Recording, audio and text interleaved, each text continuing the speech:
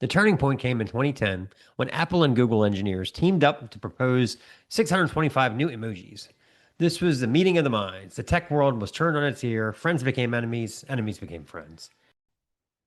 Ever have a conversation with someone you used to know and they don't recognize you? Sometimes it's like, so glad he didn't remember that blind date where I escaped through the air vents. Pearson versus Chung is a 2007 civil case decided in the Superior Court of the District of Columbia, where Roy Pearson sued his local dry cleaning establishment after the dry cleaners allegedly lost his pants. How much did he sue for? A, $105, B, $1,004,000, C, $1.4 million, or D, $54 million. We go with D, 54 million. You are correct. This is the Snaggletooth Extreme Metal Podcast.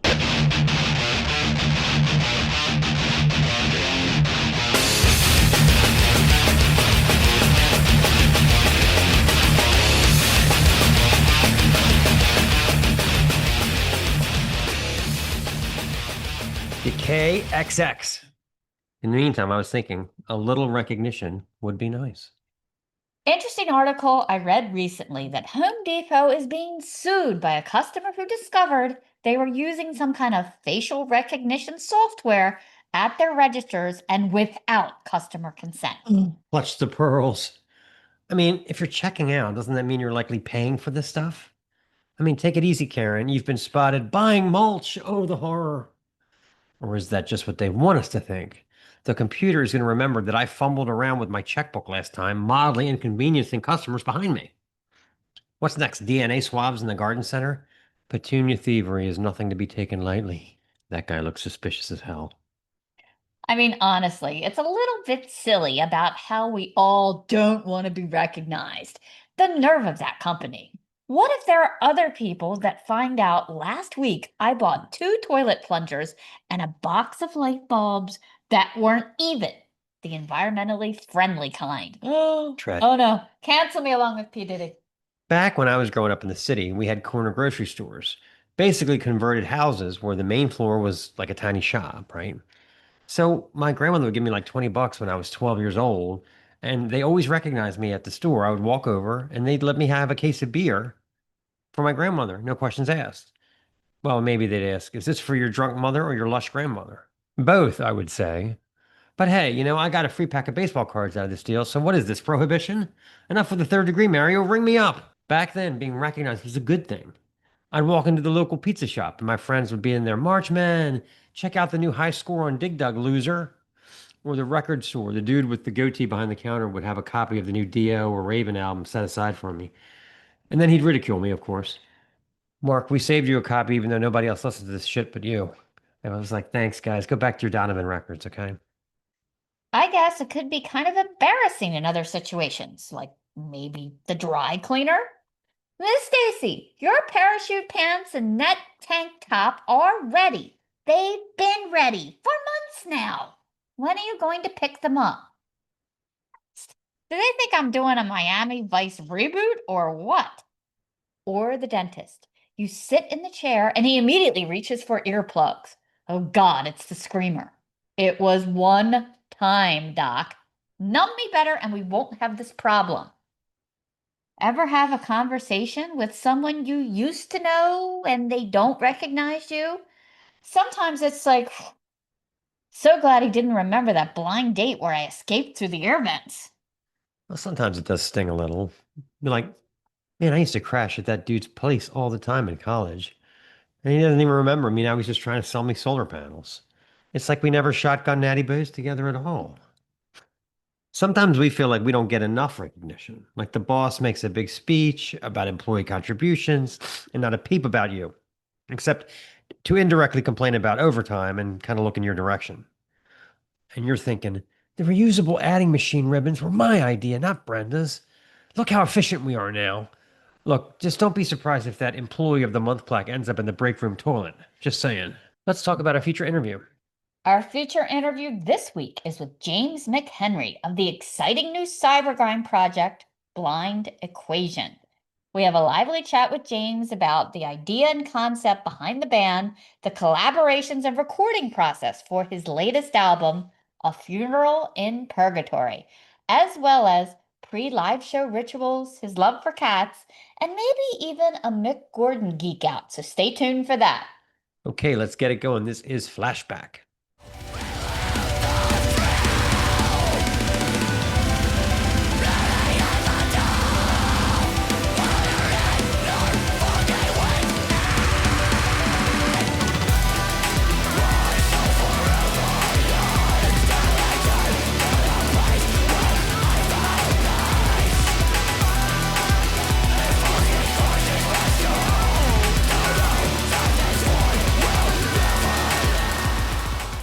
Okay, let's talk about Patreon. The site is patreon.com/Snaggletooth podcast, and for $6.66 a month, you get a very seedy looking ice cream truck that plays awesome music full of Mark and Stacey. Yeah, we got to get back out there with a few more recipes from me. Maybe we'll do those next weekend. I ripped a shitload of 7-inch vinyl that I'm going to be reviewing over on the Patreon side last week. Lots of stuff. Some of it I might do on this show. I'm not sure. But you're definitely going to want to get over there because some of this stuff is going to get absolutely roasted. So. Yeah, and remember, the content will not be available on YouTube. This is only for our patrons. It is exclusive content for those of you who keep this ship going over here. Also, make sure you like us on Instagram. For instance, we will be going to this Blind Illusion show, and I will be live. Not Blind Illusion, Blind Equation. Lord. Blind Illusion's a different band. Yeah, that's an entirely different animal. Good band, though. Yeah. Les Claypool was in Blind Illusion. Yeah. He's not in this band at all. Talking too fast. Anyway, we will be going to see Blind Equation, and I will live stream from there. As well as we have a Dead Congregation coming up and Black Braid. So make sure you follow us. The Greeks are going mad. And if you miss, our live stream, I always post it up there on good old Instagram. Yep. Well, the ship's about to sink because I think it's time. Hit it. And now it's time for Obnoxious Trivia! All right. Lay it on me. It's time for the embarrassment to begin. All right. We're back to the Navy. Apparently, I like a lot of Navy questions. Okay. She likes a man in uniform. All right. For years, the Swedish Navy detected unusual underwater sounds and sightings of what they believed to be Soviet submarines operating in their waters. These detections led to numerous submarine hunts and heightened attention during the Cold War. However, in 1992, after extensive analysis, it was finally revealed that the source of some of these mysterious sounds were A, a school of heron farting in unison, B, a shipwreck that was getting compressed by water pressure, C, a singing group of whales, or D, a malfunctioning weather buoy. My gut tells me it is a school of herring farting in unison. You are correct. Because it's so ridiculous. That silly is what it was. Wow. And they were about to launch bombs over it, and it was farting fish.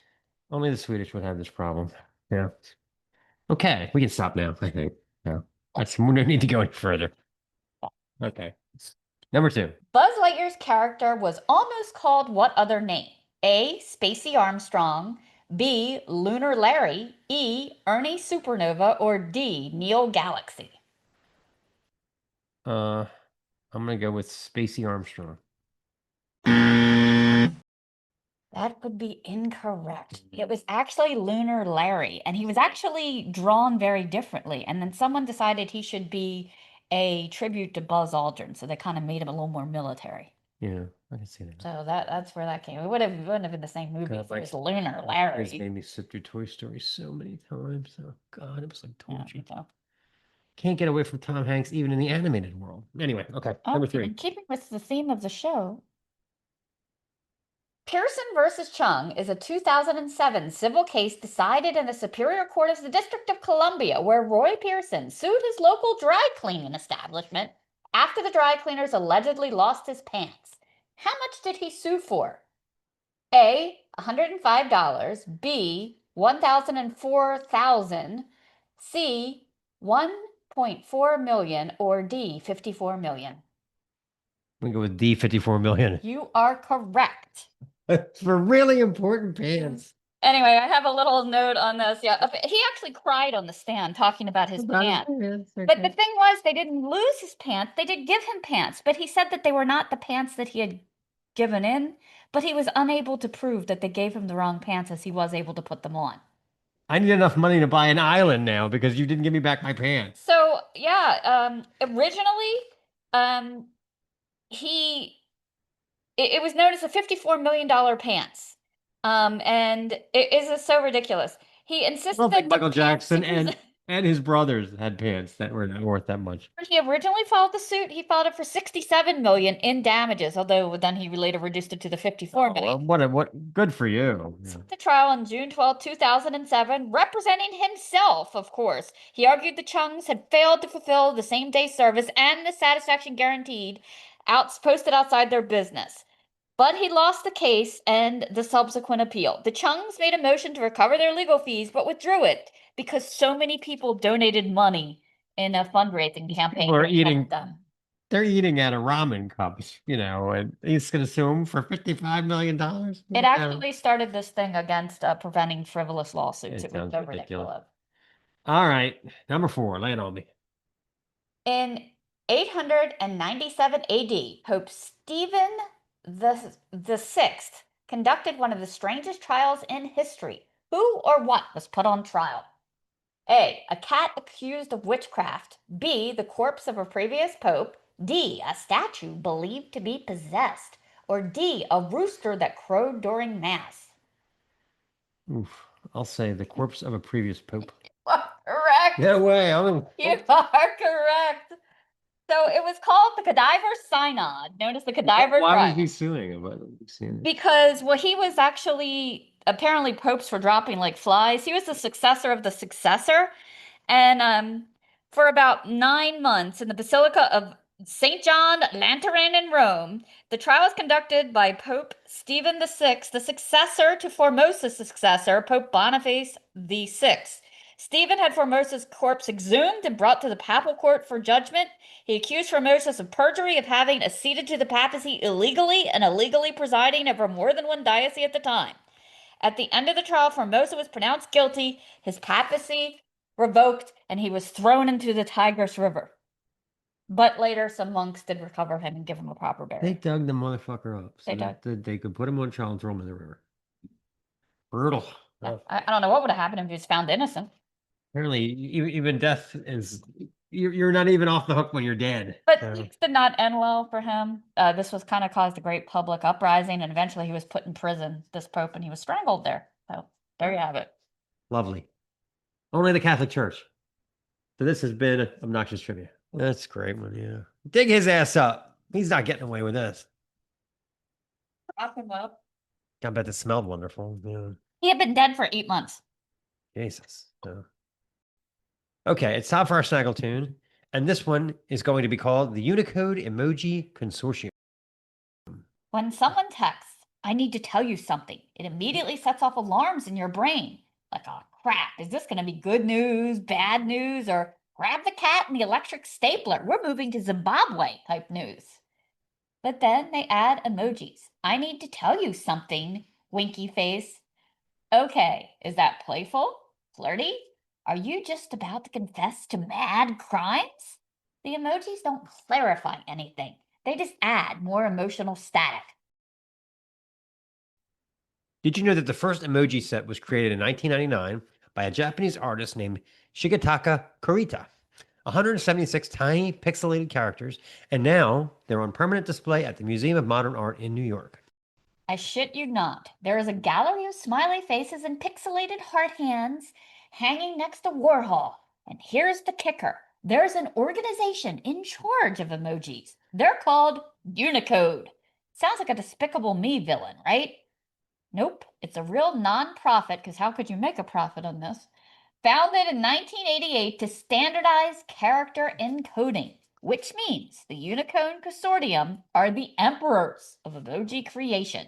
They decide what goes in, what gets rejected, and what gets a set of googly eyes, because why not? The turning point came in 2010 when Apple and Google engineers teamed up to propose 625 new emojis. This was the meeting of the minds. The tech world was turned on its ear. Friends became enemies. Enemies became friends. As a result, emojis were adopted into the ominous sounding Unicode standard. So, yeah, every time you text the poop emoji, that's thanks to the Egghead Consortium. There was probably a PowerPoint. Agenda item number 3, smiling or unsmiling turd, followed by clockwise versus counterclockwise swirl. I imagine these Unicode meetings must be wild. A bunch of wealthy young techies clad in gender fluid yet sustainable looking attire, dead serious, debating life or death emoji decisions. You gotta hand it to them. The Unicode folks pulled together a think tank like no other.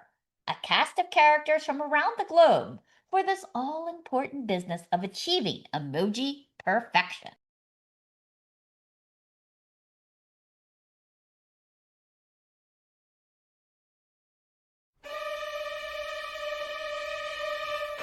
Starting off, there's Justin, MIT graduate and software engineer, best known for his AM Talk radio show and combat boot designs of the Halo 3 series. Then you got Quang, social influencer, skateboarder, and coder from Hong Kong, best known for his CGI work on Transformers 11, Rise of the Station Wagon. Star, Instagram model, and tarot reader, her hippie-style clothing line, Fringe Attack, has impacted the fashion industry more than the fall of Saigon. Finally, there's Bear Slaps, rapper, social activist, and gamer. His reality show, Alright, Damn, is the #1 show on the Droolbox network. Yo, man, can we change the yawning face emoji? It reminds me of one of my exes. Yeah, and how come there's a Eugene Levy emoji but no Gilda Radner emoji? Eugene Levy, that's disguised face emoji. It's one of our most popular designs. Look, all I know is I just bought an amusement park in Wisconsin, and here I am stuck arguing about whether the avocado should have a pit or not for 2 days. There just aren't enough options for me. Like, what about an emoji for when your mood is chill and you get a feeling of deja vu and a craving for ramen all at the same time? Can somebody find Grace Slick her broomstick so she can jet, for Christ's sake? Justin's just upset because we didn't approve his goose stepping in epaulets design. I'm having a lot of trouble with the fortune cookie emoji. I mean, look at it. Something's off. It's like an amputated puppy ear or something. Look, nobody cares about your stupid fortune cookie emoji, Quang. Yeah, I opened up mine last night, and guess what it said? Silence is golden, so shut the fuck up. Look, so getting back to the taco emoji, do we all agree on ground beef and sour cream? Way to offend vegans and lactose intolerance in a single image. Nice job, Mussolini. All right, I've had enough. You guys can sort through 112 shades of frowning. I'm out. See ya. Don't you mean Auf Wiedersehen, Justin? Quang with the last minute layup.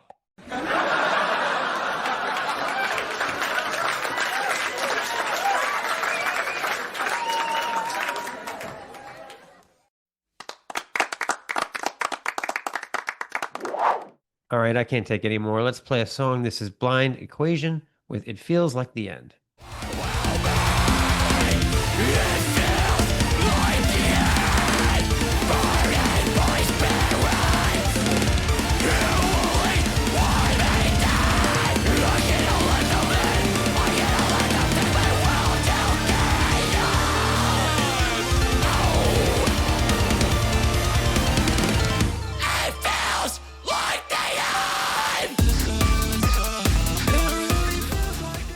Okay, let's talk about Hum Nutrition.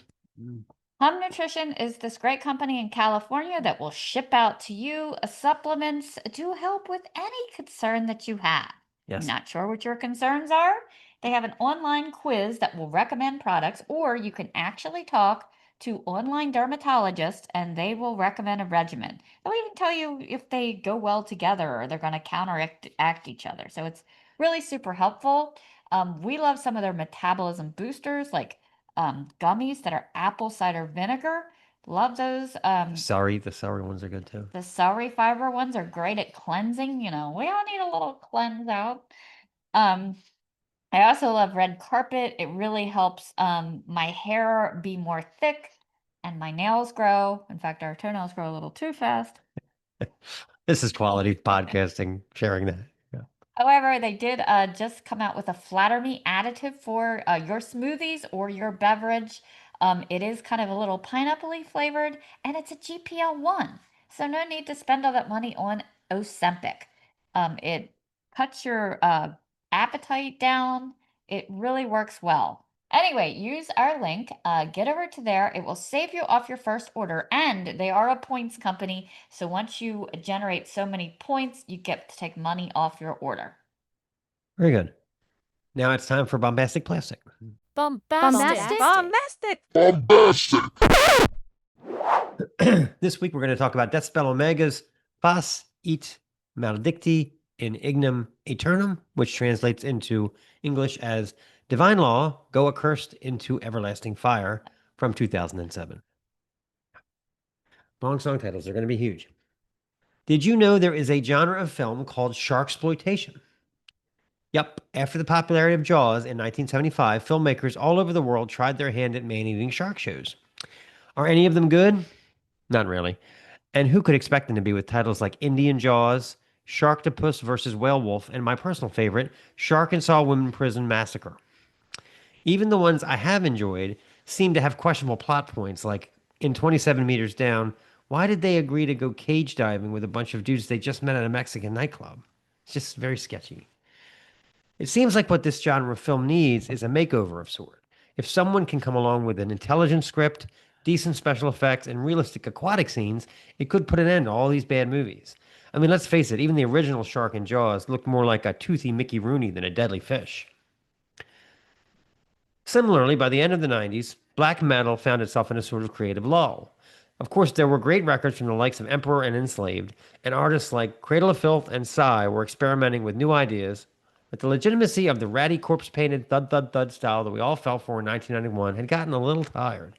Not that I'm comparing Dimmu Borgir to Sharknado 3 or anything like that, but you get the idea. The first couple of Deathspell Omega albums were riffy, punishing platters, but nothing to write home about in terms of originality or production. Then, something happened. Around 2004, something new entered their sonic sphere of influence, but in their super secret were the black metal version of The Resident's Anonymity. Most of us will never know what or who it was. Suddenly, the album theme shifted to pure Orthodox Satanism. He is everywhere you want to be, and there is nothing we can do but accept it. The production improved by leaps and bounds, and the percussion became much more intense and technical, with touches of dissonance used in a sparing and unusual way. It seemed the entire purpose of the band was to overwhelm and confuse the listener while espousing an interest in dark philosophy. 2004's Si Montevidem Veques Circumspice found them, incorporating ideas from 20th century French philosopher Georges Bataille. The new style was intelligent, original, and sonically crushing. This album from 2007, that I have shortened to just Foss for the sake of simplicity, found their vast new, supremely evil sound taking things to the next level. Lyrics exploring Bataille's thorny text, theory of religion, and the solar anus. It's essentially ominous, blackened, twisted, battering noise with touches of elegance at every turn. Sinister titles, dark poetry, incisive and cataclysmic, and drumming that's a clinic unto itself.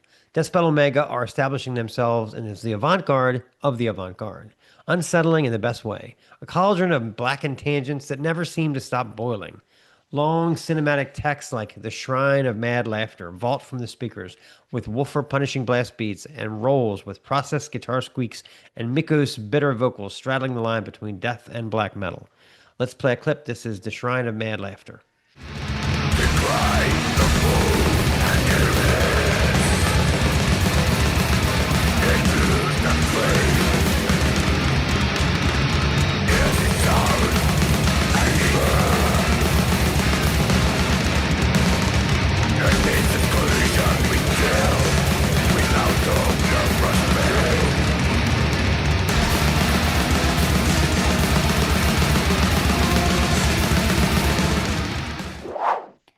The band has evolved their style into a sort of overwhelm and release approach that pulverizes our eardrums with brutal speed and atonal melodies to the point. where it starts to seem like too much.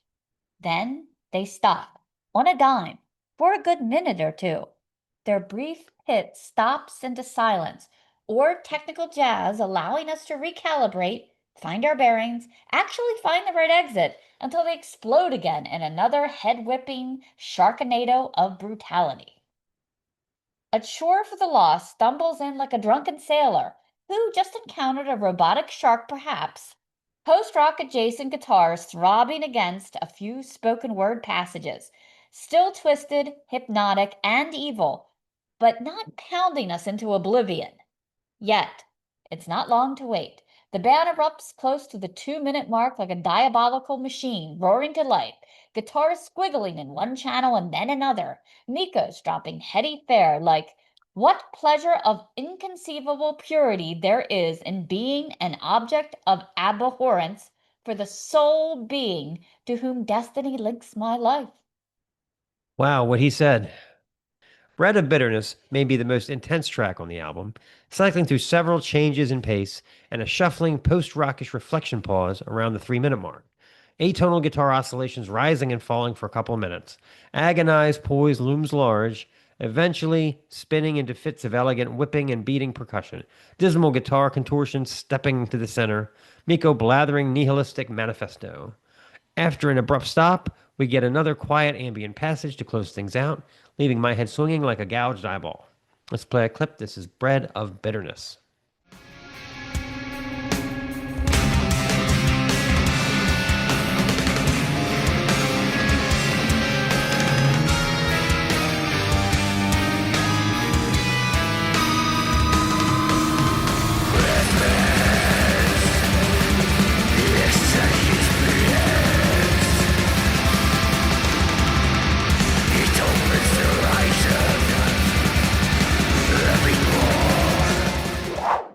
Does this stuff make our brains work harder? I've often wondered if listening to something like this, bordering on complete insanity, the mind working overtime to separate the drums from the noise, does it sharpen the wits like Sudoku or something?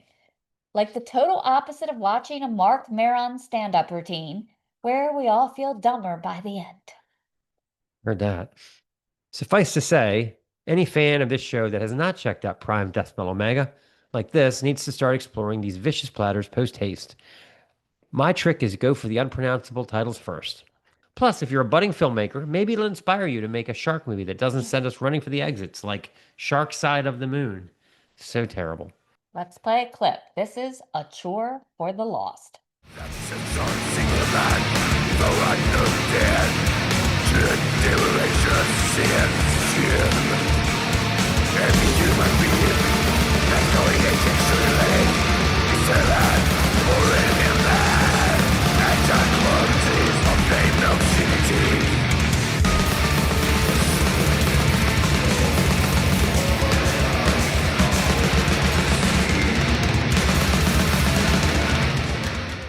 Okay, I want to introduce the interview. All right, this was our chat with Mr. James McHenry. We get to learn a lot more about blind equation and their keytar Playing madness.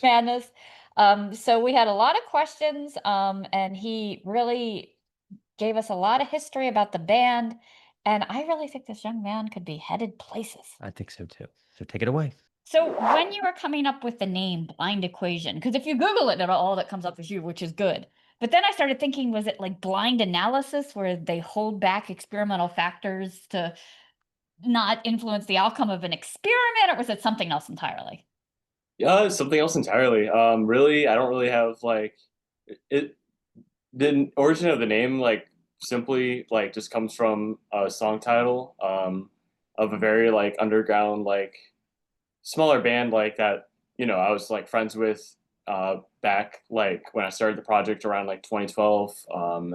And they had a song called Blind Equation, and I was trying to like find a name for the project because I had songs written, but like, and I was about to like release music and play shows and stuff, but like didn't have a name for it. So needed a name, and it just felt right, it felt it sounded cool, and just kind of stuck with it. And I think it's like a good choice of a name because past bands that I've have had terrible Google SEOs, you know, where it's just Oh yeah. like one word, but like you look it up and like you're gonna find like a billion other things that are not related to the band. Yeah.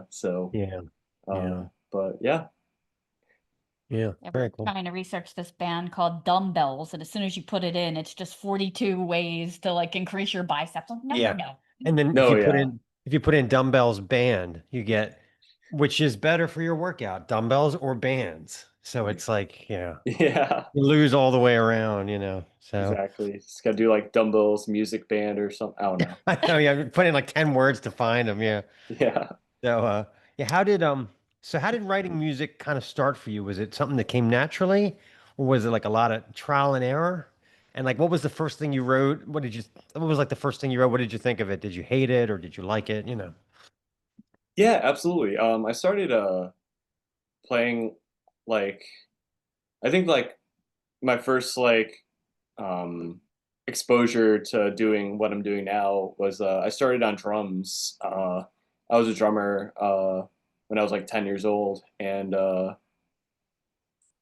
like through that, you know, I was able to like play along to like a lot of my favorite songs, you know, like back then like I was into like, you know, Metallica and like you know, like ACDC, stuff like that. So like trying to like play along to that. But you know, there's only so much you can write, you know, as far as that goes. So I like shortly after that, you know, discovered the game Guitar Hero and through that picked up guitar um and started learning guitar through that, and that's kind of where I started to like actually start like writing like actual kind of cohesive songs. And one of the first songs that I wrote that like come to my memory that I actually ended up like performing live was like a pretty basic like, you know, like thrash metal song that I wrote like, you know, when I was like 12 or so on guitar, and then ended up using in like my first band Chains Unbroken, like very early thrash, like we would cover like Metallica, Slayer, shit like that. Yeah, and then around that time I discovered like how to like record music. I used to do it in kind of unorthodox ways by I had a video camera, so I would like record myself playing drums and then like also have a metronome like to my ear, like and to the same tempo with guitar, and like piece it together in like Adobe Premiere, like just Okay. the audio from that. And yeah, and then eventually like got like Cubase. And then I think like around when I was like 15, I started to like actually like record and like somewhat release music in that vein. So I guess that's the very, very distant origins of Yeah, yeah. that. But Well, yeah. 15's pretty young. That's Yeah. yeah, you were a young upstart. Yeah. Oh yeah, absolutely. It's crazy looking back, but it's cool to like have so much like back catalog to like look back on and like listen back to. Some of it, you know, holds up. I feel some of it definitely does not, but you know, yeah. How did you get into kind of the more extreme side of things? I mean, what was kind of your gateway for that? Yeah, definitely.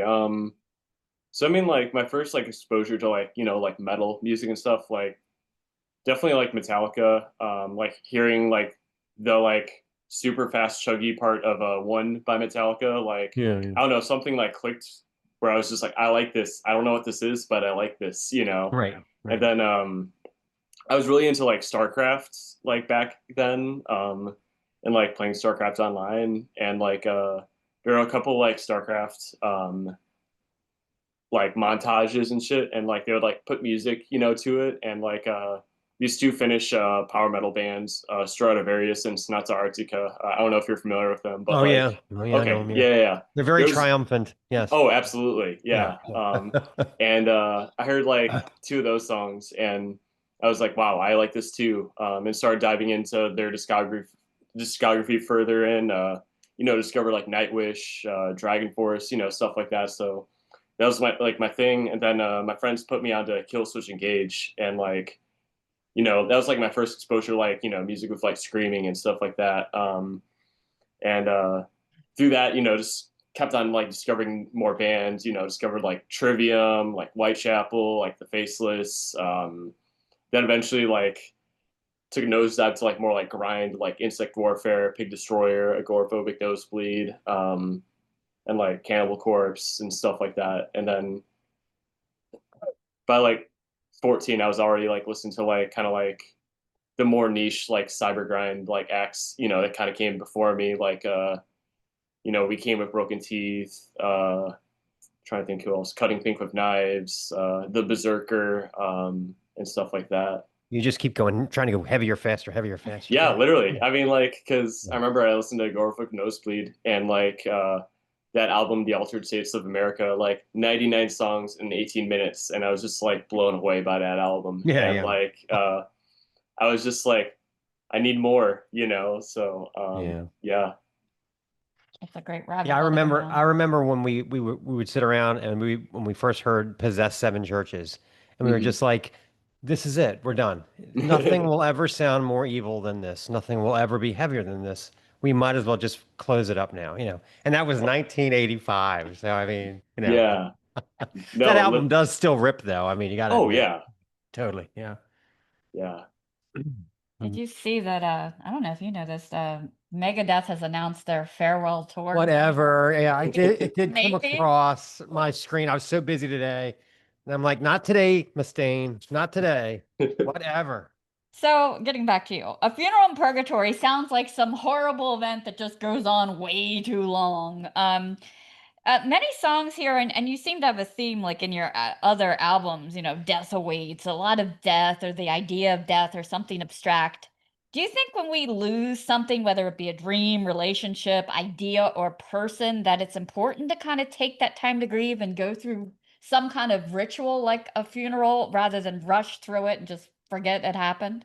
Yeah, I mean, definitely. Like, I feel like it's very important to like process it and like um, learn from it, and kind of just like be there with your community through it.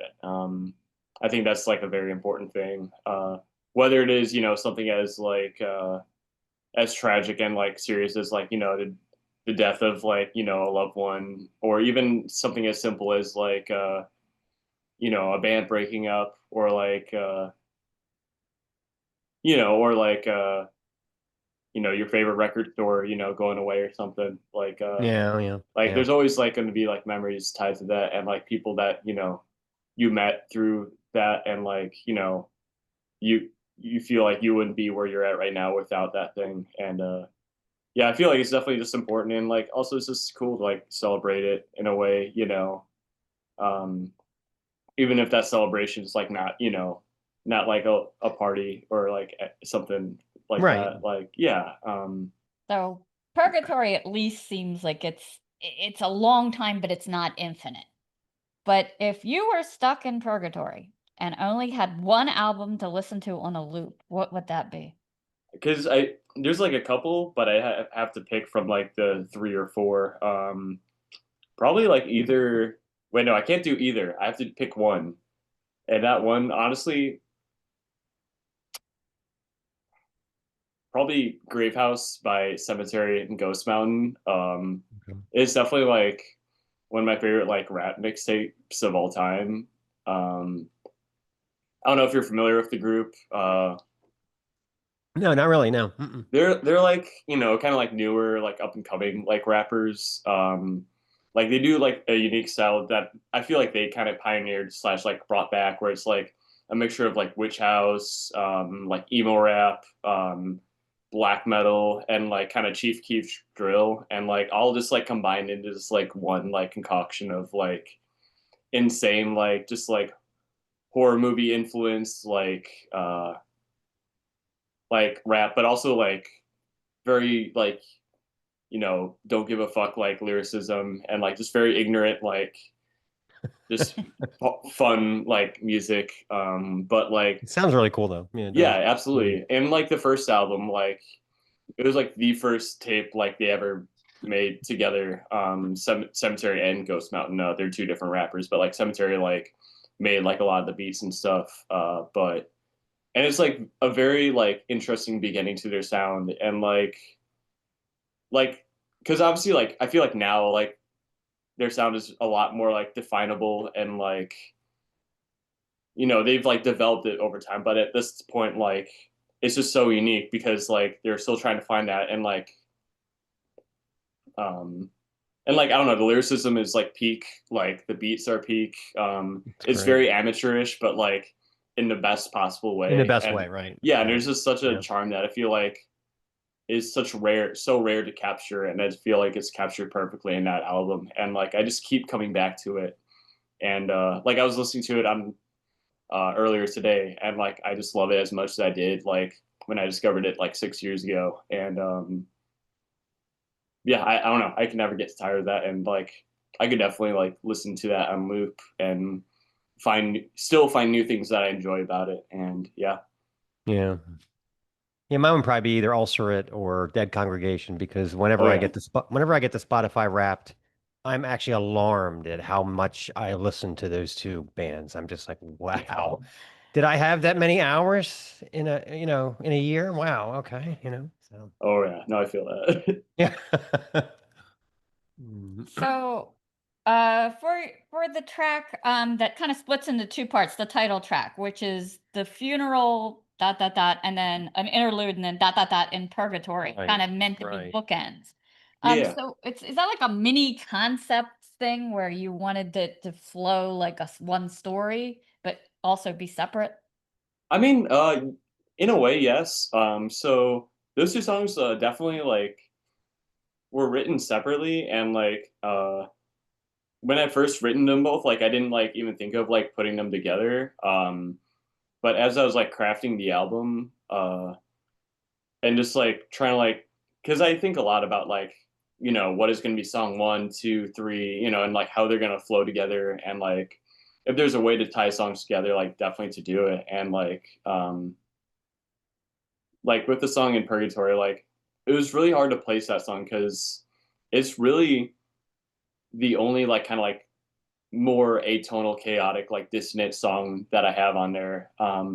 It is a very out of place song, but at the same time, like it fits, and like trying to find a place for it was difficult. And then, but I had the idea of like extending the ending to a funeral and like just having, because I've been trying to like work with a lot more like sound design and like experimentation around that. And like the ending of like that interlude like track with the cross, the symbols, the one that doesn't really have a name. Right, right. Like yeah, that was like me kind of experimenting and playing around with that. And like I had a lot of fun making that. And then yeah, just having it go right into In Purgatory, like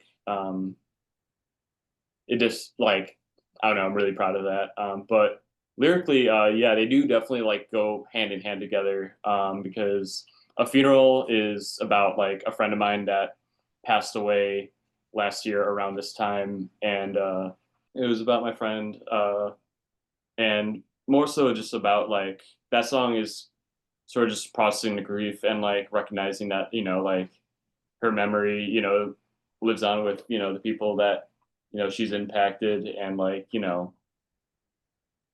just because someone is physically gone doesn't mean that they're gone from our memories and stuff. And I think it's just really important to recognize that. And then like In Purgatory is sort of like the flip side of that, and just being like really like upset about her passing and like why it happened, and like the fact that more of a negative like outlook of just like not being able to reverse time, and like wishing that things have could have gone a different route. But yeah, so it's like more like two songs about the same thing, but like two different perspectives, and Yeah. both are like two things that I feel about it, and I feel like a lot of people can relate.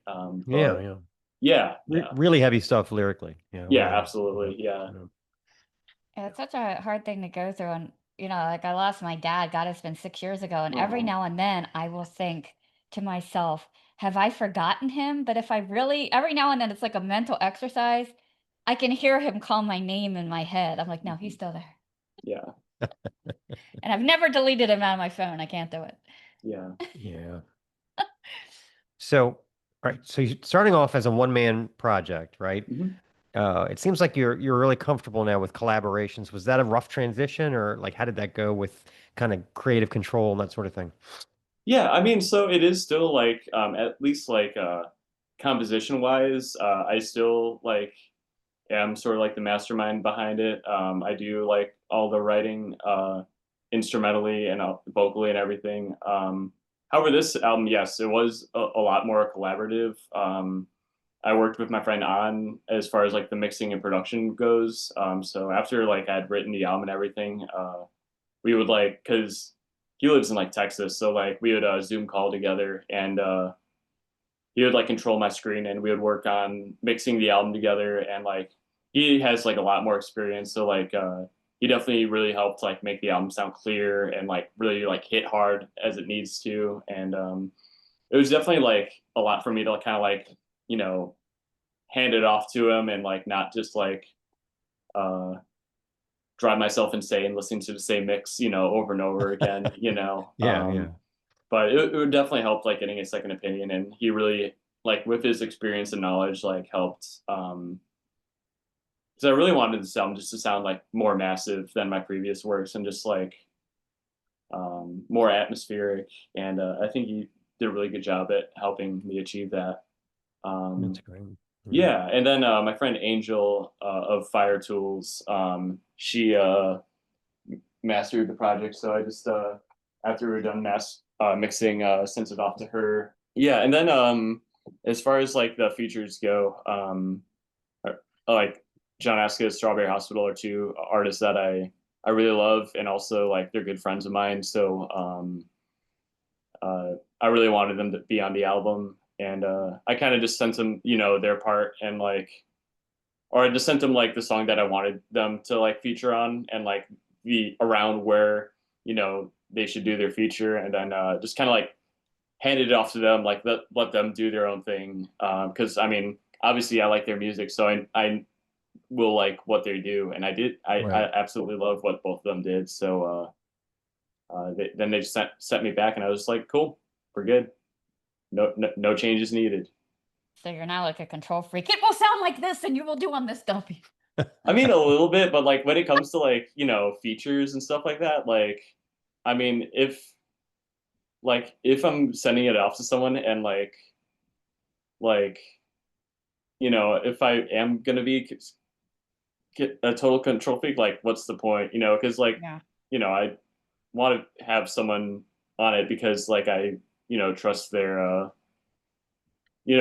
creative vision, and I want them to have their influence on my work. And yeah, I mean, and usually I've never been every time I've had a feature I've never been let down, so hopefully That's it stays great. that way. But yeah. Yeah. Yeah. So how did you specifically come to work with Bill on drums and Jeff on guitar? Was it networking, or you said they were friends of yours? Yeah, no, yeah, they've been friends for a couple of years prior to them joining.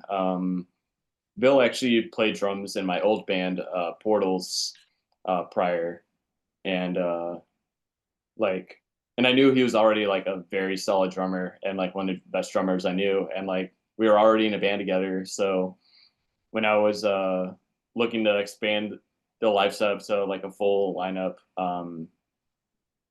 I asked him, and he immediately was just like yes, and I was like cool. And then as far as Jeff goes, he still plays in another band, but his other band and my old band like played a couple shows together, and I kind of knew him through that and like just like mutual friends and everything. And I knew he played keys, and I knew that he was really good at it, and really good at like guitar and stuff. So and we had talked before about like creating like a Nintendo core band, like out like not Blind Equation, like just like forming one together, at some point, but it never like happened. But when I was like thinking of how to like translate, this solo project to like a live setting, like having a guitarist or a bassist like didn't really like make sense at the time, and it still doesn't really make sense to me now. Maybe a bassist, but that's we'll cross that bridge when we get there. But yeah, like having a key player, just like made the most sense. And I hit him up, and he was instantly down. And I think originally I was just gonna have him like do the live band with me, like as a sort of like for this one show that I already had booked. Just have them learn the songs, and like we'll see how it goes. If it goes well, we'll continue it. If we don't, then I'll just keep on playing, performing solo. Uh, it was we were opening for Enterprise Earth in the Quad Cities, and like I think we had like less than a month's notice to like prepare like the live band setup, but we did, and it went well. We didn't fuck up too much, and just kind of it's been that lineup since, and that was like back in October 2021. So it's been pretty consistent, which is good. Yeah, I think the keytar is really underutilized, Oh especially in yeah, extreme metal, because you can headbang while you play the keys. I mean, you can't Yeah, you really, can move if all you're over the place. doing it the traditional way, which most bands opt for, you really can't. It's just, yeah, I mean, did you guys plan that out that way? That you were like, well, this fits the visual more, you know? yeah. I think like because it was like I think mostly like Jeff's call because like we were like theorizing like he was just like should I like do just like keyboard or like guitar, but he was just like no, he wanted to like move around and like Exactly. yeah, just want to move around, and like guitar definitely achieves that. And I think for the project he also got like a more short scale guitar so that it's like a lot more like mobile, and he can like jump around and shit because Yeah. before that he had just like a huge one, which like probably easier to play, but like can't do, you can only do so much with it. But yeah. Yeah, I had only heard the one song from you, and the video with the keytar was what sold me on the album. I was like, all right, I Oh have to hear nice. this. I have to hear this whole thing because that's bold right there. This is extreme metal with a keytar and they're jumping around. I got to hear more, So that Oh, was what sold me. I'd never seen anything like it. So, it's oh, very thank cool. you. And Yeah. it's so much easier touring when you're not having to drag around a Hammond 3, right? Oh yeah, no, it's been so easy. Like, because yeah, we just had. I mean, the hardest part is just the drums, but beyond that, like, we plug everything else to the PA. So yeah. Yeah, there's other bands we've interviewed, Vanishing Kids from Milwaukee and Hammers of Misfortune, and they do drag the old Hammond, or even I didn't John say it was a Here's a couple Synclavier, a here. Synclavier? Yeah. So I mean, dragging a 300-pound instrument up frozen stairs, Come Oh on, in god. Europe, Europe, where there are no It's so much handicap easier when you ramps. have just kind of something guitar shaped, So much Yeah. easier. Oh, Yeah. 100%.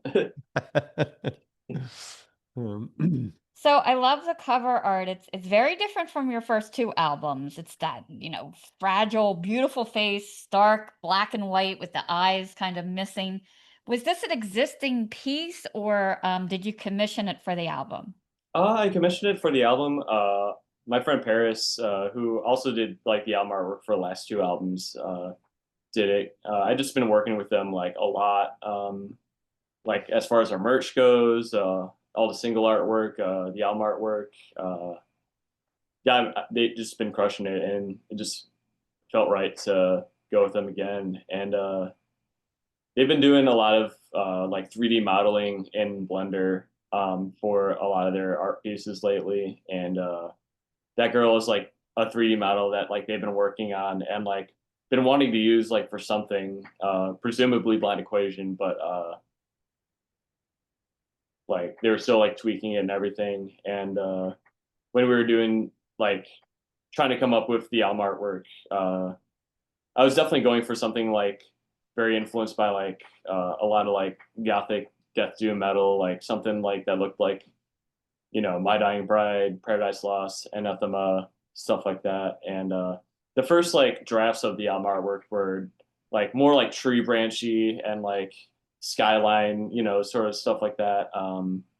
And like I thought it was cool, but like I felt like it needed something more. And like I was just like, yo, that like girl like 3D model that you've been working on, like maybe you can do something with that. And they sent like just like that without like the stuff to the left of it, and like They're just like, how do you like this? I think that, could use some more stuff, to fill the empty space. And I was just like, you should add basically, so it's like kind of a mix of like the old draft and like the current draft. So like a lot of like the branches to the left is like part of the original piece. But yeah, and I feel like it definitely like just captures like the vibe of the projects and atmosphere of the album as well. And yeah, yeah. Yeah, it's kind of fanciful and dark all at the same Not time. to be selfish, but do you know when the shirts are going to ship? Because mine's on order still. Oh, thank you. I appreciate it. So I'm hoping they'll ship them out before we leave for tour. However, like even though I placed the order for like the shirts before like the tour merch, Yeah. the tour merch has like shipped before that. So Okay. it's possible it might arrive after we leave, which is very unfortunate. But definitely 100% like when I'm back from tour, I'm like shipping everything out like Okay. as soon As because long as I get it eventually, it's fine. yeah. 'Cause Oh yeah, no, definitely. I So mean, I'm a sucker for an unpronounceable, unreadable logo. I oh can't yeah. help. I mean, obviously, look. I mean, come on. I mean, so. Yeah. No, yeah. Mhm. Like I was hoping to ship them out before we left for tour, but it might look like that might not happen. But it's how it goes. I mean, they'll definitely be shipped. At least once I'm back home from tour. But it was just like kind of unfortunate timing. Yeah. No, it's fine. It's fine. Yeah. Yeah. But uh, So I really yeah. like the track Nothing because you have that light synth that really builds tension against the heaviness. So do the atmospheric elements, do you write them alongside the heavy parts or layer them in afterwards? Alongside, like usually, all the layers, like I kind of write as I go. And that's always kind of been the case with Blind Equation. I've always thought of like maybe like writing the skeletal structure first, just and then layering it afterwards. But like I don't know, I feel like it makes it easier for me to like write it section by section, like all the layers, for like this first 4 bars and then the next, layers for the next 4 bars, and so forth. And trying to think. Yeah, and Nothing was like the first song where I introduced like that sort of like guitarish sounding synth, like that kind of just chainsaw synth. Yeah. Yeah. And I used it for that song and I really liked it. And I started like adding that to like songs that I've written prior. And then eventually I was just like, fuck, I'm just using that synth on the entire album. And so I think Nothing's definitely a very important song in regarding that because yeah, it was my first time using that synth, and then I just like applied it to the rest of the album, and I feel like that is definitely a consistent factor throughout the album. But yeah, no, trying to think. Yeah, that song definitely like is like definitely like that. I feel like the heaviest song on the album, while at the same time like being the most like melodic and lightest like song that isn't like an interlude like track or like a more melancholic like slower song. But uh, yeah, Yeah. Speaking of layering things in, did you know that there's a tap dancer in the song Ace of Spades? no, I did not. Yeah. There's a documentary. It's called Classic Albums Ace of Spades, and it's great because the three originals are still alive. It's all three of them, right? And they're like cracking jokes. It's from like 2003 or something. And they're in front of the mixing board and they start like isolating tracks. And they're like, I think it's I think it's Eddie that goes, play the tap dancing part. And they pull away all the guitars and all the drums, and there's a fucking tap dancer. And it's like that. That's crazy. And I'm like, why? What? Why? So apparently they had like some guy come in and tap dance, and they. But I mean, we've all heard that song a million times, but until I saw that video, I would have never thought in a million years that there's a track of tap dancing in Aces Fades. It's crazy. Hey, I mean, everything matters, you know. That might be, you know, one of the key factors that, you know, just Hmm. makes that song go as hard as it Yep. does. Who knows? Crazy, crazy. Yeah, but it's hysterical. Yeah, yeah. Hmm. Yeah, I can see his mind starting to roll. He's gonna start putting Easter eggs and stuff in the back. Oh yeah, I mean there are Easter eggs on the album too. Like there's definitely like layers that like I feel like a lot of people haven't like caught on to yet, but it's not too many, but like there's a couple. I won't spoil them, but yeah, Okay. We'll have to keep listening till we figure it out. yeah. Going back to nothing, that feeling of you've taken everything, I think is painfully universal. Do you want listeners to interpret that kind of based on their own context or connect to a specific meaning that you had when you were writing it? I feel like that one was definitely like a more like allowing the audience to like interpret it. Because I mean I have my own meaning to it. But it's also like that song like throughout it, like I've applied it to like so many meanings to where like I can't really give like a specific like what the song means to me. So really, I mean, this is more of like a raw emotion. Uh, a lot, definitely a lot of lyrics and like delivery of the lyrics for that song was very like spur of the moment, very what do you call it? Spontaneous? Spontaneous, yeah, very Yeah, yeah. spontaneous. Like, I was just not feeling very good when I wrote and like recorded that song, and I think it like translates really well. But yeah, I don't know. Like, I was definitely like thinking of like there's a lot of like different like choruses that I'd written for like this song. Like, this song has been reworked like so many times as well. Like there were parts where like there's parts where like I was like parts where I'm singing where like originally I was not singing at all, or like vice versa, you know. But yeah, definitely I really um hope that that song like people can attribute their own meaning to, and it can help them feel better. And yeah. Yeah. So the clean vocals, the Strawberry Hospital collaboration, was that your inner Stradivarius coming out? Is that what that was? Yeah. Oh, I mean, like all of Blind Equation is my inner Stradivarius coming out. I'd say There's more not a lot so. of clean vocals. Like that's got a lot of clean vocals, that song. Yeah. Yeah, or at least not even like vocally, but like instrumentally, like I'd say more so like Death Awaits is like a very like power metal influenced Yeah, album. yeah. Yeah. But no, I mean like Stradivarius influence like bleeds out all over. Like I every time I like listen back to that band, I'm just like, oh, that's why I write music like that. Or and Yeah, same yeah, goes with like yeah. Trivium. Like I haven't realized how much like song structure stuff I've like ripped off from Trivium and Yeah. etc. until like I saw them on their Ascendancy like tour, and like hearing those songs live, you know, after so long, like I was just like, oh shit, like Yeah, yeah, yeah. like no wonder this band has like shaped me so much as an artist, you know. Yeah, Flashback definitely like very like obviously like Anathema influenced, Yeah. very like black metal, like kind of like the shoegaze black metal, like Death Heaven-y like influence. Yeah. I really like your collaborations. Thank you. So do you think in the future or right now, if you could recruit one unexpected guest vocalist for a Blind Equation track, living, dead, or fictional, who's getting the nod or resurrection if it were? Ooh, I would absolutely love to like work with like Mike Patton on like a song.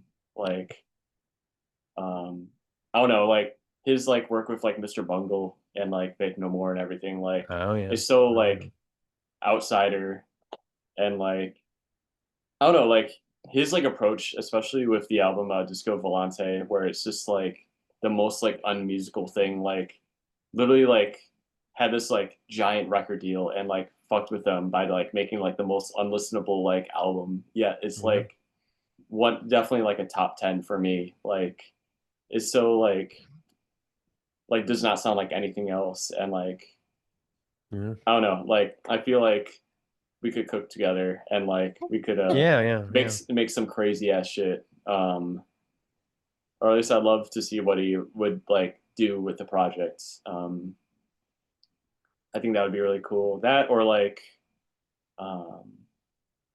Kyo from Deer and Gray. His like vocal range is like otherworldly, and like also they're just like one of my favorite bands, and I think that would be really cool as well. But Yeah, yeah, very cool choices. Yeah. All right, so we play a game on the show, and I think you'll Oh. like it. The game is called Blaspheming Monikers, okay? And here's how it works. I have 5 band names in front of me. One of them is fake. So I'm going to read them to you, and I want you to try to guess which one of these is not a real band. okay. Okay. And we'll just keep going, just keep guessing until we either run out of bands or you get it right. Okay. Okay. Belated hate, pernicious hate, sensitive hate, trivial hate, or orphan hate. One of them is not real. Sensitive hate. No, they are actually thrash from the Czech Republic. Oh, They have 1 demo and they're a 4-piece. Yeah. So okay. all right, so that leaves belated hate, pernicious hate, trivial hate, and orphan hate. Belated hate. Very good. Ding, ding, ding. That was Yes. it. That was my first option, but then I second guessed myself, which is a huge flaw of mine. I always second guess myself. I know. I do the same thing. We interesting that the band Orphan Hate is actually like they have a female singer, and they're kind of a big deal. Like I discovered while doing Really? this, they have like 4 full lengths. They're German thrash. Like I don't know. Like once in a while, in doing this, I'll find somebody. I'm like, wow, this is like a real. It's a terrible name, but apparently they have an audience. You know. I feel like a band like that would definitely just be like somehow like a huge name on one of those like download or like because I feel like I always see like lineups like download or like what's the other big one like Whackin'. Whacking, right. Yeah, where it's like you just see like a band name that's like really like bad, kind of offensive. That's just like above like a band like Machine Head or like Meshuggah, Right. Yeah. like they're just Yeah. only huge in like Europe, but like no one in the West knows who they are. I feel like Yeah. Orphan Hate. I can definitely see that being. Yeah. So I loved your videos. I think they're so impactful. Like you said, it really draws you in. For the nothing video, who kind of came up with that melting where you're kind of melting into your image of yourself, and that was Yeah, wild. thank you. My friend Adrian, he also sings in a band called Luca. They're really fucking good. Sort of like old school, like hardcore metalcore, like kind of like Coalesce or like Oh, Every yeah. Time I Oh, Die, yeah. shit like that. Yeah. But anyways, yeah, he's been a long time friend of mine. And he did the video for that. We rented a studio space in Chicago. It's like a spot that like a lot of other bands like shoot videos at. Like I'll often see like another Chicago band release a music video. I'm just like, oh yeah, we shot ours there. But but yeah, he really wanted to like be really experimental with it and like try a lot of like cool effects. Like did a lot of what do you call it? Like just a lot of like visual feedback, a lot of like just cool effects, and like um, with like the whole like white background, like we could really like do a lot with that. And there's like the mirror that mirror just like happened to like be there, and we played around with that. And yeah, I think that he was able to like do a lot of cool shit with the space that we had. And but yeah, part of it was also like filmed in like an abandoned like kind of marketplace that's kind of by my house. That it seemed like there used to be like a lot of businesses there, but like there's only like 2 or 3 like that are active. So it's like open to the public. Like you can like still like walk in, but like no one does because like there's nothing there. But we shot part of it Yeah. there, and I think that was really cool. But yeah, no, Adrian Dabu. He his account is like A&D visuals. Yeah, he did amazing job. And so if you're trying to get a music video done in Chicago, definitely go reach out to him. Yeah. And for flashback, did anyone come up to you in the cemetery and ask you what you were doing? Thankfully not. We tried our best to like just stay away from people. We like shot most of that just like around like noon, 1 p.m. Before we shot like the other half. But yeah, thankfully like I think maybe if like we had the whole entire band like playing music there, maybe they would have been like, hey, Yeah, you know, yeah. Although that same cemetery that we shot part of it, like Blood Incantation played at that cemetery like pretty recently, which is pretty cool. Oh yeah. So they sometimes like set up a stage like where there's not graves, tombstones, and have shows there. So that's pretty cool. But yeah. Yeah, those statues are really wild looking. Oh, absolutely. Yeah. I always love like going to like the local cemeteries in Chicago and like looking at the statues. And I also do like a lot of graphic design stuff and taking pictures of them and using them for like a lot of my design stuffs versus, taking like a stock photo or whatever. But yeah. Yeah, I often wonder the guys from Tangerine Dream, are their commission checks bigger now than they were in the 70s because of Blood Incantation? Oh, I Are they bet. like, have you seen this check we have got? Like way better than they got back in the day.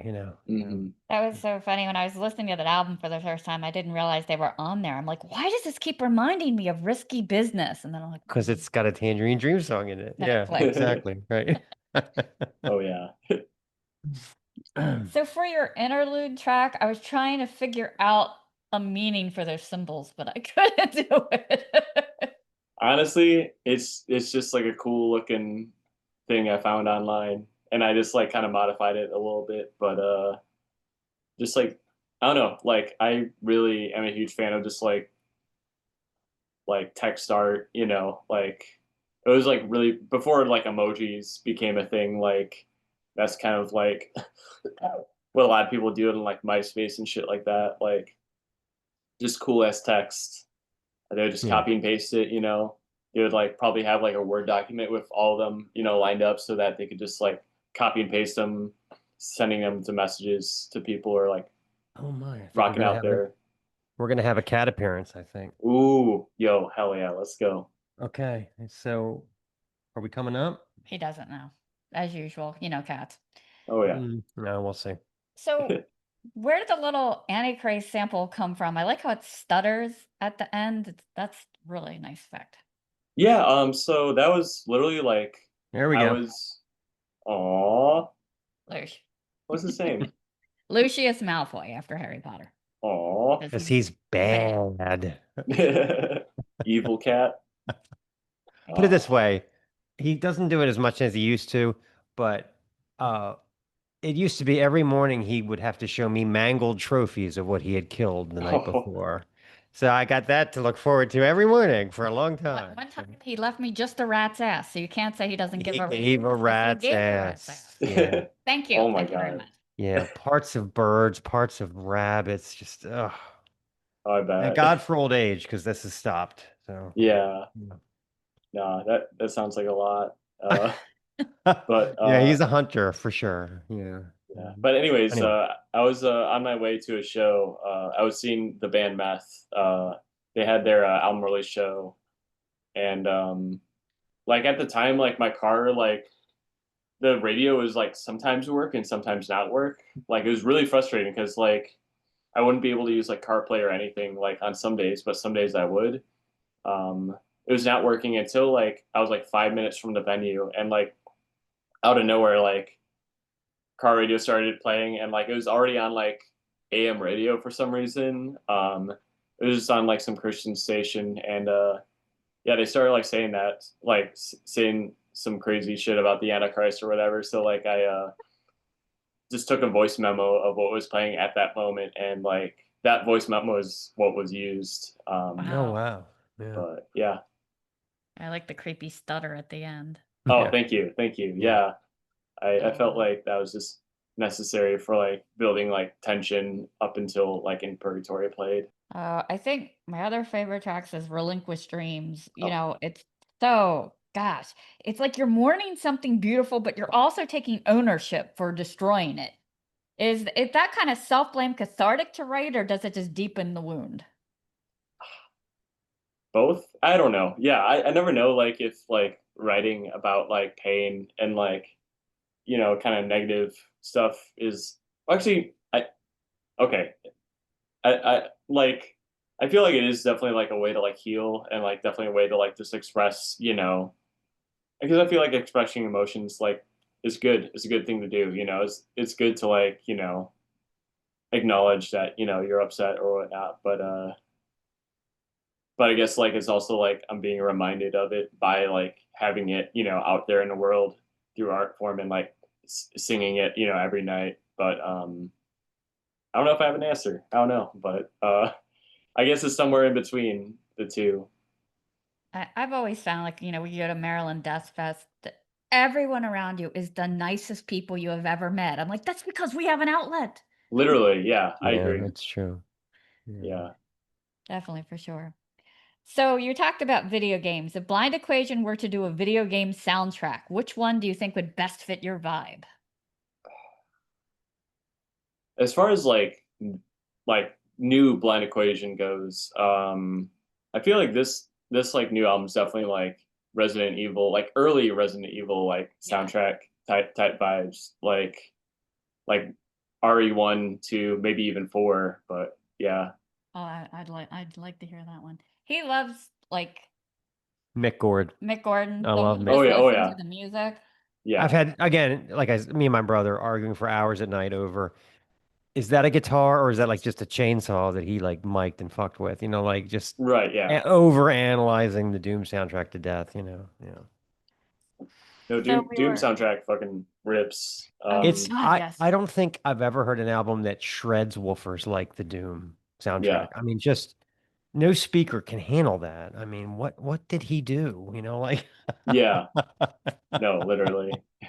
those frequencies are just mind blowing. Yeah, I mean, No, So for you're real. starting an East Coast tour 8/18, and we're going to be psyched to catch you in Baltimore at the Undercroft. I already we will Oh said. be shit. there. We will Yo, be hell there. yeah. Yeah. That's what's up. That's great. So do you have any pre-show rituals that you do? I've heard everything crazy from tea to eating Chef Boyardee right out of the can. Yeah. Definitely tea. I definitely do warm-ups. There's like a like Melissa Cross CD that like I stole online, that I just like repeat her warm-ups at least once before every show, and I've never lost my voice yet, That's good. Yeah. so that's good. I mean, actually, I think I was like close to doing it when we were in Australia, but thankfully did not lose my voice entirely. Like I was able to like recover enough to play the set. But yeah, definitely tea, honey, um, and warm ups, and not eating immediately before we play.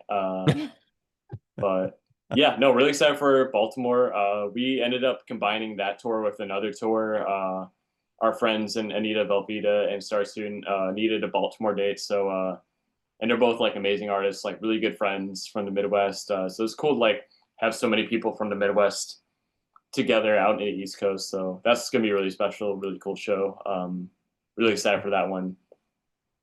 So do you have something comfort item that you have to have when you go on tour? I mean, other than like my phone, Yeah. like I usually just like as long as I have like because usually I do like a lot of the driving, so I can't really like I do like have like an emulator that I usually like take on me, on like long trips and stuff. But like I don't really usually get enough time, like much time to like play, play any games, because I'm usually driving. But really, as long as like I have cool music to listen to while I drive and cool merch to rep while I play, Yeah. and that's I feel like that's all I need, just cool ass merch, uh, cool ass tunes, and my tea, my tea. I just need my tea. But yeah, Well, anything else brewing in your camp that you could leak yet or not yet? Not really. I mean, I am working on new music. It's coming slowly but surely. It's been really difficult trying to like figure out what I should do after this release because I feel like I already made such a large jump from Death Awaits to this album that I don't know if I want to like make another jump or like expand on this new sound of Black Equation more or I mean in the end like I'm gonna end up like making an album that like reflects my music tastes and like just whatever I kind of just feel like doing and that I feel like makes sense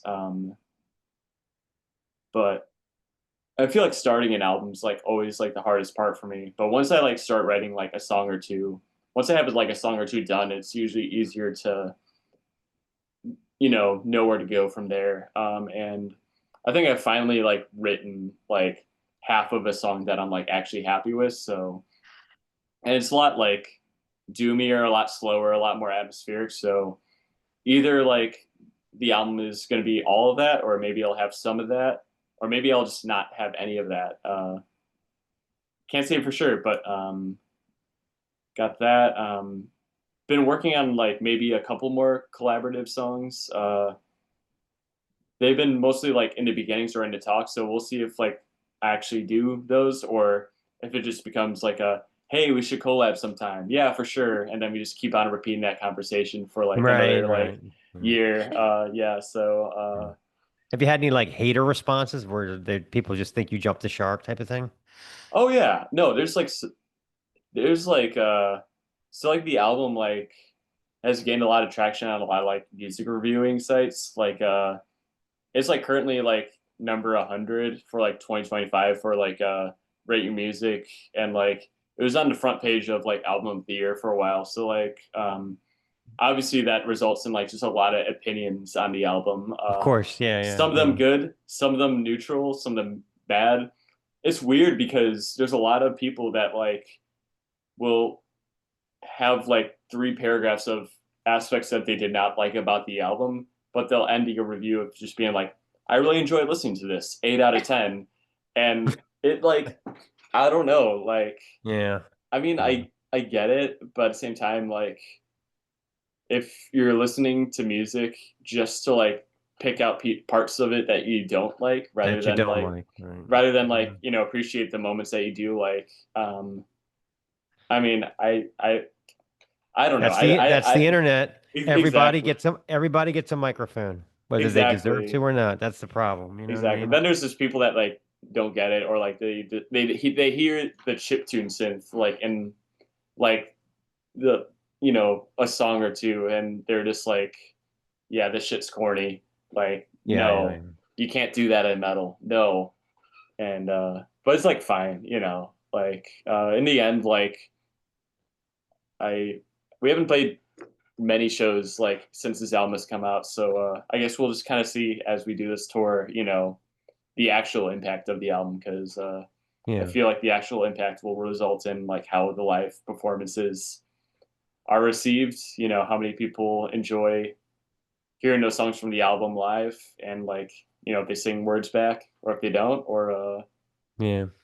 I don't know. I just like performing live a lot, so I'm just excited to like take it on the road. I don't know. Yeah. Yeah. I don't know. I think I see big things for you guys. I think in a couple years you'll be doing the knock loose thing on Jimmy Kimmel and do a Yeah, takeover. there you go. Oh, Yeah. Yeah. thank you. I appreciate that. Yeah. We'll see. I don't know. I don't know if we're there yet, but A couple years. The sounds of decay!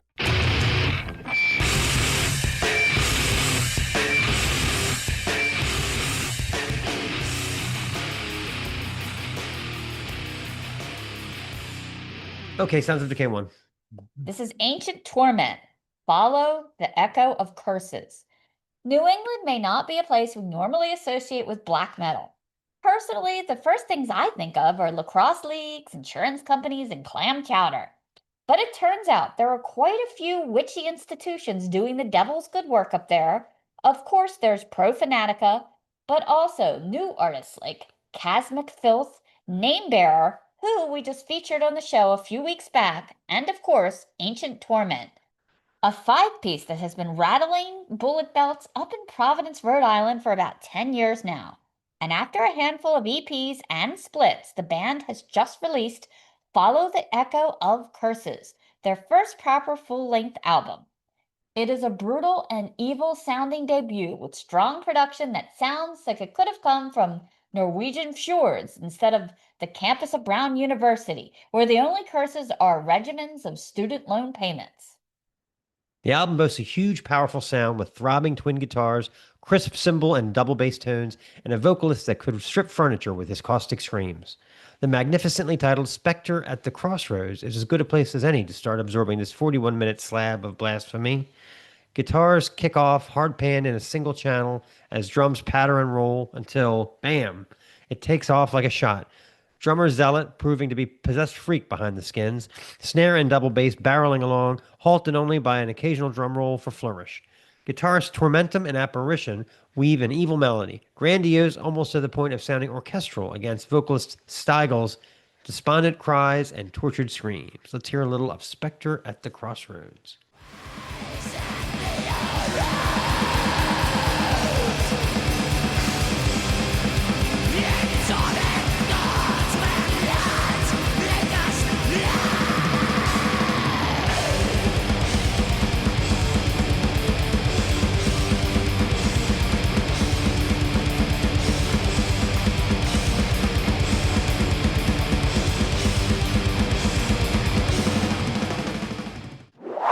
Under the Guise of Virtue wastes no time, bounding from the speakers with a punishing overkill adjacent beat. The track eventually settles into a pomp-informed gallop, moving in and out of intense blast-informed segments, flanked by two majestic guitars.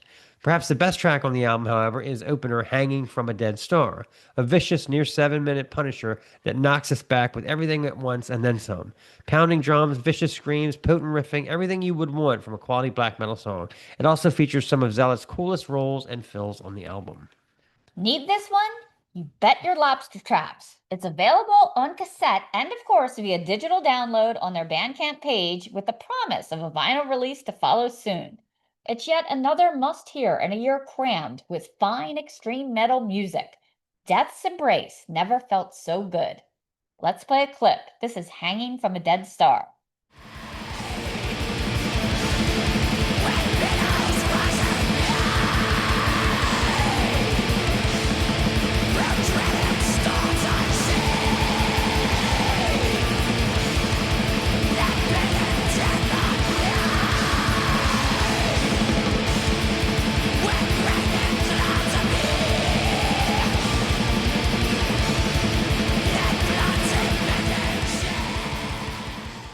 Okay, Sounds of Decay 2.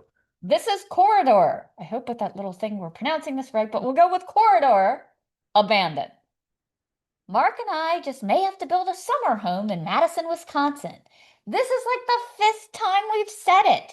There must be something in the water or the beer with such a strong lineup of crazy good, wildly diverse bands and so many friends made along the way. Corridoré is the latest addition, a quartet of bearded metal dudes playing atmospheric, post-black, and shoegaze in, as their Facebook puts it, a small room with no windows. Their sophomore full-length sprawls along 5 chapter-length tracks in the 7 to 9 minute range. These songs rage like a black spot on the sun. They settle into calm like an eerie quiet after a storm.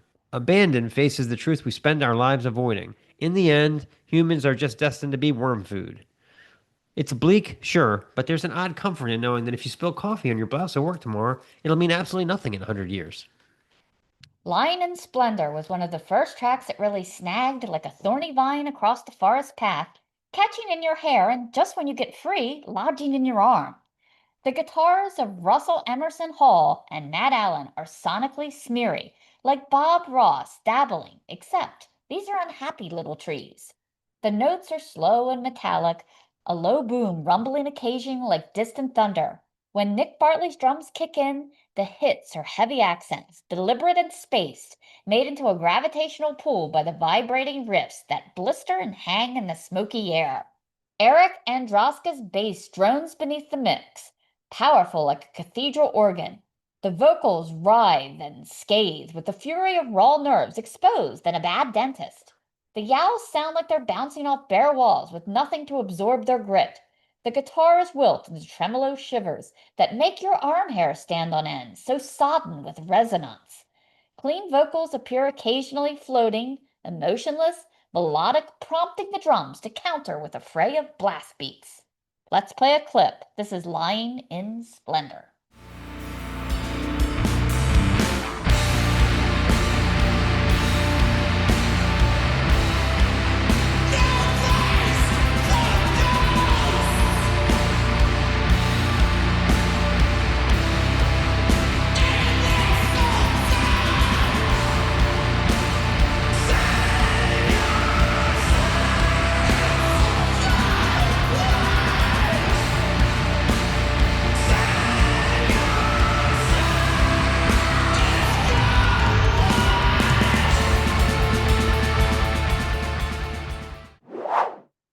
Those moments are short-lived. Nightmarish wretches reclaim the night as the guitars up the ante with oscillating trembles. Twice the guitars chug up groovy, tight, rapid-fire lines like a train in motion before returning to shivers. The tempo stays mostly sludgy and heavy-footed.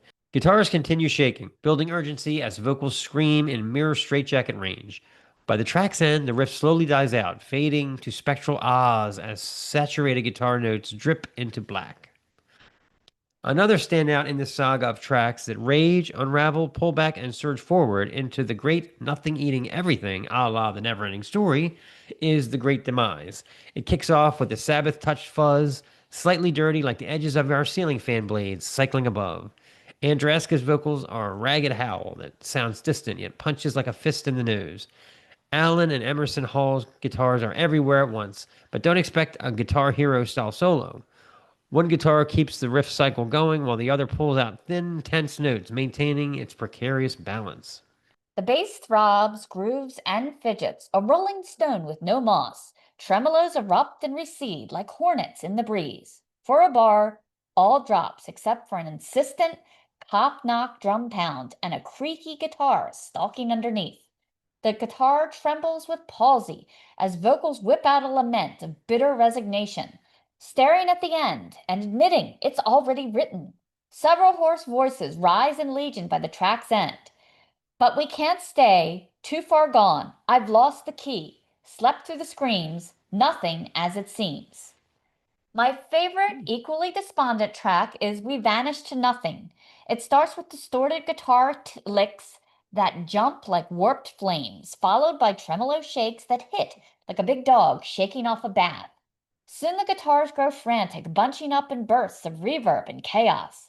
Bartley's drums plod with gravity, contrasting the guitar and vocal hysteria while rolling out at line endings, the perfect dash of spice. The bass is a shifting scuzz, a rolling spine at the back. A Draska man's bass and vocals simultaneously producing screams in the empty apartment full of lament, sneer, and spit in your face. Mid-track, the guitar shifts into a thin, piercing, almost nasal notes that complain to the heavens, eventually oscillating and vibrating like hiccuping sobs. When clean, mid-range baritone vocals enter, the guitars settle into burbles, and the drums soften for a brief respite, knowing that as the vocals unhinge again, the guitars will follow suit. Corridoré weaves a weighty web, expanding through the sections of exquisite calm and savage ferocity seamlessly. Whether it's sprawling chords, walls of sound, or single high notes suspended in air, everything remains stretched taut like a cable. This is music to sink into, ride the wave, and forget that you were never going to be good at math. I guess we have to make a Mecca to Madison, if only to catch some amazing Midwest magic bands and maybe run some tests on the water while we're at it, and maybe get these guys a window. Let's play a clip. This is We Vanish to Nothing.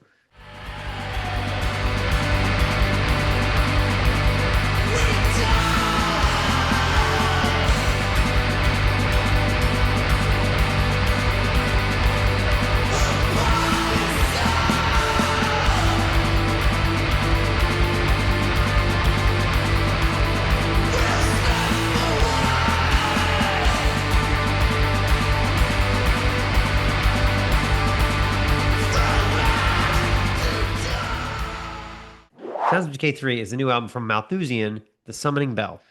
Summoning bells are more common in modern day society than you may realize. What does your day start with? That dang alarm clock pulling you out of a blissful slumber just when you were dreaming about a never ending plate of nachos or learning to fly. After hitting the snooze button a half a dozen times or so, we begrudgingly start our day seeking caffeinating products. A car alarm? That's a summoning bell if there ever was one. Some jackass just bumped into the Nissan. Honestly, we hear them so often, most people don't even look up, much less scan for the crew from Gone in 60 Seconds that might be trying to make off with your neighbor's Hyundai. How about the microwave? It's not going to forget that you have soup in there that you attempted to heat up. It's been 6 hours and the thing is still chirping away. Vittles are ready.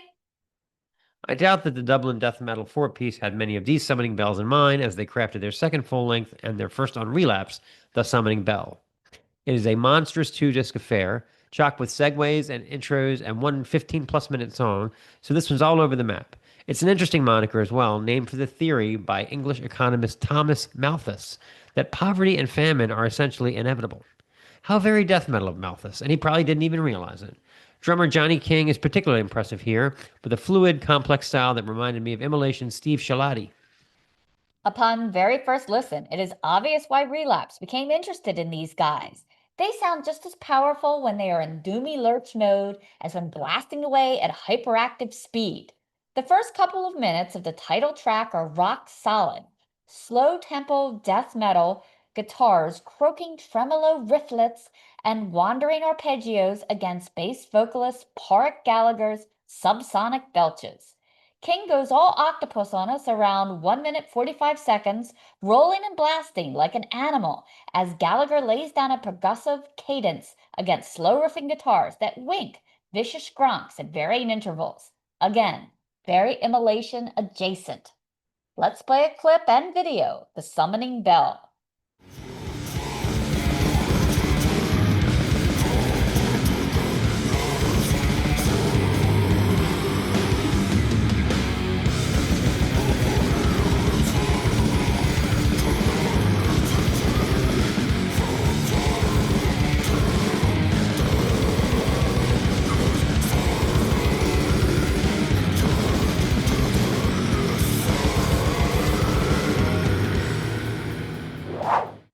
Of course, the album's centerpiece is the 15-plus minute epic Amongst the Swarms of Vermin, a track that proves Malthusian aren't afraid to take their time and build the right level of tension in a song, no matter how long it takes.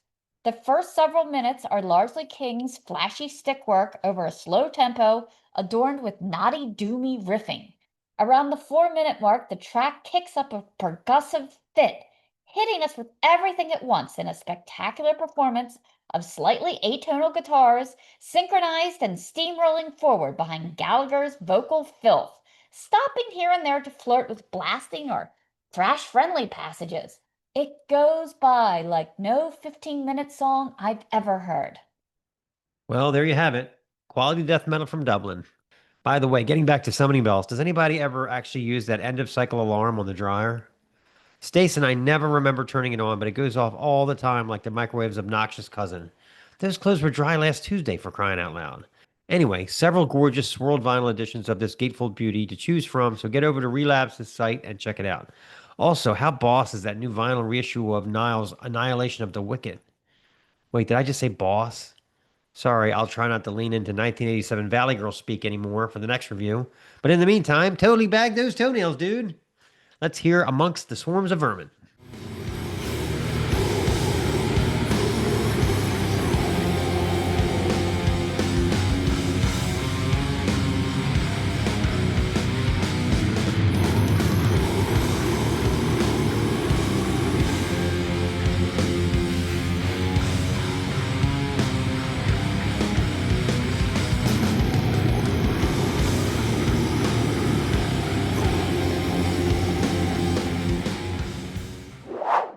Decay Season 4 XX.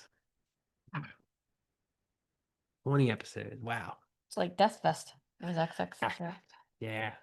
By the way, Maryland Death Fest is setting up this year to be quite. It's all about Creator. This year was nuts. It's all about Creator for me. I've just heard so much about their festival show. I can't wait. Yeah. Well, we can finally find out how to pronounce. Is it cephalic? Is it cephalic? Maybe. Is it cephalic or cephalic? Are they It gonna doesn't really say- matter. Yeah. There's not much to do in that part of California on a Friday night. This has been the Snaggletooth Decay Extreme Music Podcast. Special thanks to James from Blind Equation for appearing on the show. We loved our chat and his indecisive cats. Don't forget to check out some of the early Deathspell Omega records. Black metal with a philosophical bent can't be beat. Snaggletooth theme by Gustav Fjord of Defleshed. Sounds of Decay theme by Steve Rathbone of Lair of the Minotaur. Sounds of Decay bands featured this week: Malthusian, Ancient Torment, and Corridoré. All content 2025, the Snaggletooth Decay Extreme Music Podcast. Unicode picked this frog to make its frog emoji. It's gotta be. Look at the googly eyes. This is the Snaggletooth Extreme Metal Podcast.